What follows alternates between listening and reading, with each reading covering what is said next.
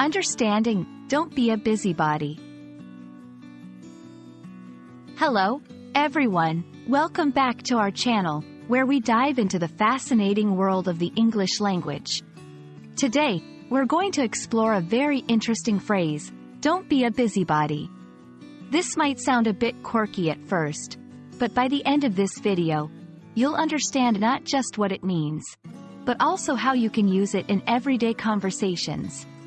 So, let's get started. At its core, the phrase, don't be a busybody, is a friendly, or sometimes not so friendly, way of telling someone to not interfere in others' affairs. A busybody is a person who is overly interested in the business of others, often leading to them meddling or poking their nose where it doesn't belong. This term isn't about being busy in the usual sense. It's about being busy in an intrusive way. Understanding where phrases come from can help us grasp their true meaning. The term busybody has been around for centuries, originally appearing in literature to describe people who were overly curious about others' lives. Over time, it has evolved into a common colloquialism in English, maintaining its negative connotation related to prying and unwarranted interference. When can you use this phrase?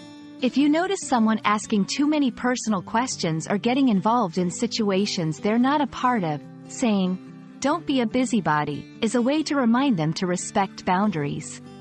It's important to use this phrase carefully, as it can be seen as rude if not used in a friendly or joking manner. 1. In a friendly warning, I know you're curious, but don't be a busybody. They'll sort it out on their own. 2. As a gentle reminder, let's not be busybodies and focus on our own tasks.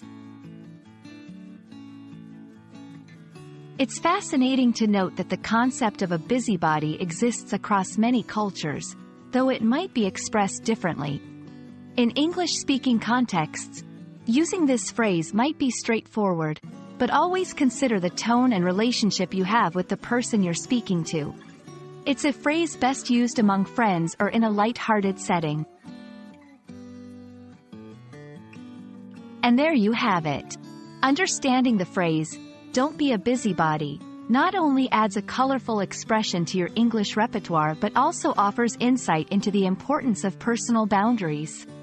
We hope you found this video helpful and that you're now more confident in using this phrase appropriately. Remember, English is a journey full of discoveries, and we're here to explore it with you. Thanks for watching, and see you in our next video.